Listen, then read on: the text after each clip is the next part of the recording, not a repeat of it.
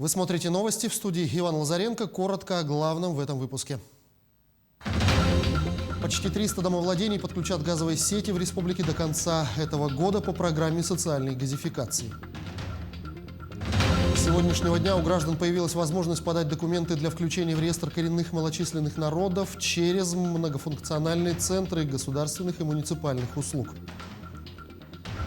В Якутске чествовали участниц мастериц международного фестиваля лоскутного шитья «Душа России».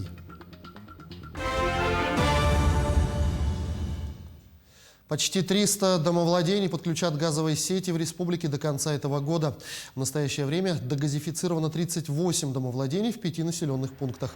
С 13 сентября жители республики могут подать заявку на бесплатное подведение газа до границ земельного участка. Для этого на сайте регионального оператора компании «Саха-Транснефтегаз» необходимо заполнить специальную форму.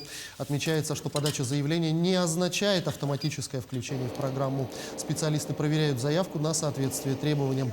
При положительном рассмотрении заявки будет направлен проект договора для подписания. Программа социальной газификации в регионах реализуется по поручению Владимира Путина. Глава региона Айсен Николаев с рабочим визитом посетил Абыйский район. В ходе визита он осмотрел два новых объекта. Это здание новой амбулатории в селе Кебергенне, а также логистический центр по продаже продуктов питания в районном центре Белая гора. Глава региона остался доволен новыми объектами и отметил, что они должны стать примером подражания для других районов. Подробнее в материале Ульяны Шагиной.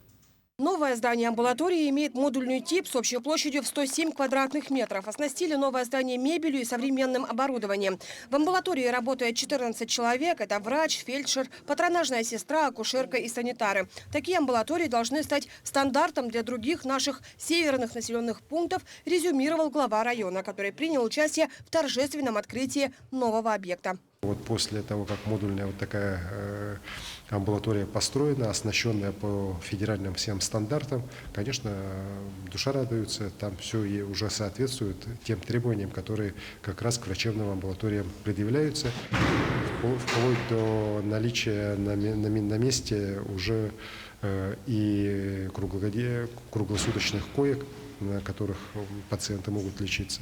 Поэтому, еще раз говорю, вот такие врачебные амбулатории, конечно же, должны стать стандартом для наших северных поселков. Ранее амбулатория в отдаленном селе Кебергеня располагалась в деревянном здании 50-х годов постройки, которое признали аварийным в 2019 году. Тогда было принято решение о скором строительстве новой амбулатории, которая профинансировала региональное министерство Арктики, выделив 8 миллионов рублей. Для сельчан событие стало настоящим подарком. Мы располагаемся в 200 километрах дальше от населенного пункта. И без преувеличения, 4 месяца в году мы отрезаны от всех. В это время у нас ни самолетов, ни машин.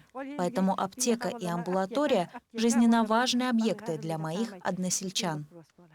Глава региона посетил и новый торгово-логистический центр Якутапторга в самом районном центре Белой горе. Для северян такая возможность появилась впервые. До его открытия цены на фрукты и овощи и другое продовольствие стоили в разы дороже. Такого магазина никогда не было. Но круглый год теперь мы будем свежими овощами будем обеспечить. Это очень нам радостное событие. Я рад, что открылось такое место, что можно будет купить овощей, фруктов, и сам магазин, он самый большой сейчас в поселке. Цена, к примеру, на картофель в новом центре стоит 74 рубля, лук 75, арбузы и дыни из Узбекистана 140 рублей. До открытия нового центра цены на эти же продукты были в 2, а то и в 2,5 раза дороже. Помимо Белой горы, при помощи малой авиации продовольствием обеспечат и труднодоступные населенные пункты района.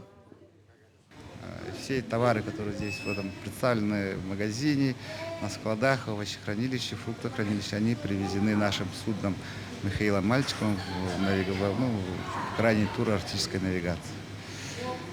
И все хранится в соответствии с установленными нормативными требованиями, что нам позволит сохранить все это до установления зимника.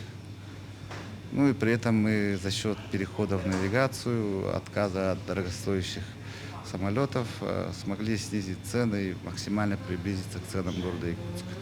Между тем, такой же логистический центр уже на следующей неделе откроется в Усть-Куйге, в следующем году в Батагае Верхоянского района. После приобретения специализированного судна именно этот маршрут должен полностью снабжать Янскую группу улусов. В свою очередь, глава региона поставил задачу, чтобы до 2024 года подобные объекты появились во всех арктических районах республики. Ульяна Шагина, Георгий Григорьев, Якутск. В Якутии официально открыли отделение сопровождаемого проживания, которое реализуется в рамках проекта социального воздействия в сфере социального обслуживания. Проект инициирован властями Якутии и рассчитан на внедрение в регионе новых форм социального обслуживания людей с ментальными расстройствами. Так, в дом социального сопровождения заселились 12 бенефициаров, молодые люди с инвалидностью ментального расстройства, достигшие возраста 18 лет и старше, ранее проживавшие в стационарных организациях на территории республики.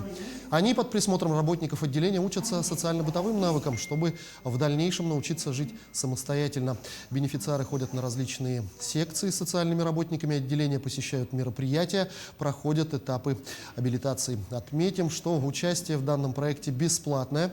Проживающие оплачивают только расходы по содержанию. Проект реализуется до 31 марта 2024 года. Он дает возможность и надежду людям, которые, может быть, где-то уже для себя определили, что им до конца жизни жить, например, в психоневрологическом интернате. Иметь, значит, именно единственное окружение, в котором они выросли, возможно, да? Или же в которых их переведут по причине того, что есть то или иное учреждение на территории того или иного района.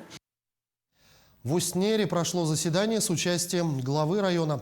Приглашенные члены комиссии по организации всероссийской переписи населения, руководители предприятий и организаций рассказали о проделанной работе и о готовности к проведению всероссийской переписи. Следует заметить, что в районе проведена большая информационно-просветительская работа, и население понимает важность мероприятия, знает о форматах проведения переписи. Определены переписчики, определены переписные участки, проведена предпереписная сверка адресного хозяйства, сверка с миграционными службами. Надеемся, что все мероприятия, запланированные по подготовке и организации переписи, будут выполнены, и перепись в нашем районе пройдет на достойном уровне. В Амгинском наследии завершается реконструкция зрительного зала Дома народного творчества имени Федота Потапова. Работы ведутся в рамках национального проекта «Культура», где в прошлом году специалисты Дома культуры выиграли грант на сумму 11 миллионов 800 тысяч рублей. Часть средств на ремонт была выделена из бюджета администрации Амгинского наследия. Выполнен демонтаж полов, потолков, стен и сцены. Также внутри зала построена лоджия на 18 мест и рабочее место для звука и светооператоров. На сцене зрительного зала будет установлен светодиодный гибкий экран с 2 кулисами. Раньше зрительный зал имел 280 мест, а после капитального ремонта у нас появится лоджия на 18 мест. Появится больше посадочных мест. Надеемся, что в конце ноября все ограничения снимут, и мы откроем свои двери для наших зрителей с новой программой и с новыми проектами. С 14 октября у граждан появилась возможность подать документы для включения в реестр коренных малочисленных народов через многофункциональные центры государственных и муниципальных услуг. Подать заявление о включении в реестр могут не только граждане, но и общины, что очень удобно для тех, кто живет в отдаленных и труднодоступных местах. Теперь россиянам не придется готовить пакет документов, чтобы подтвердить свою национальную принадлежность. Уполномоченные органы будут сами получать необходимую информацию с помощью системы межведомственного взаимодействия. Полноценно такой порядок заработает с 7 февраля следующего года. Список граждан, которые относятся к коренным малочисленным народам, будет формировать Федеральное агентство по делам национальностей в электронной форме. Издан первый юкагирско-русский словарь. Он содержит свыше 5900 лексических единиц языка лесных юкагиров. Значительное количество слов иллюстрируется примерами, отражающими особенности их употребления в речи. В словаре широко использованы полевые материалы авторов, собранные от носителей языка в период с 1989 по 2019 годы. Представленные в словарных статьях фразовые образцы являются собой как выборки из фольклорных текстов различных жанров и рассказов этнографического характера, так и примеры. В процессе сбора лексического материала были записаны нигде ранее не зафиксированные формы слов, устойчивые сочетания, уточнялись и дополнялись значения слов из ранее изданных словарей. Меры по отлову безнадзорных животных усилят в Ленске в связи с проведением переписи населения. Мероприятие будет проводить автономная некоммерческая организация «Уши, лапы и хвосты». В связи с этим граждан, имеющих домашних животных, в частности собак, просят не выпускать питомцев на самовыгул и не оставлять без присмотра. В Якутске чествовали участниц-мастериц международного фестиваля лоскутного шитья «Душа России». В этом году мероприятие проходило в Москве в главном выставочном зале «Манежа». В нем было представлено более 2000 работ. В том числе внимание гостей фестиваля привлекли ковры и панно, выполненные традиционной якутской технологией мозаики. Также была впервые представлена шуба из меховой мозаики. В составе делегации было 27 искусниц. На презентации в национальных костюмах они показали традиционный обряд народа Саха. А хоровод Осохай объединил и зрителей, и участниц. Сегодня мастерицам вручили благодарственные письма и памятные подарки. Нынче мы поехали около 30 человек. Вот, у нас была очень хорошая культурная программа, потому что один день был посвящен именно как презентации Республики Саха-Якутия, в котором мы показывали концертные номера. С нами ездил очень известный у нас исполнитель академического плана Вячеслав Макаревич Попов. Заметное похолодание надвигается на Дальний Восток в выходные. Азиатская часть России уже почти полностью покрыта снегом. Бесснежным остается только юг.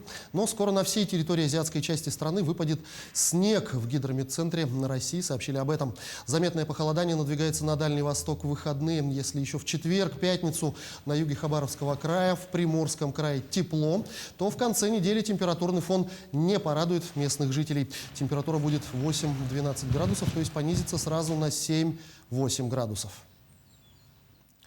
На этом наш выпуск завершен. До встречи в эфире.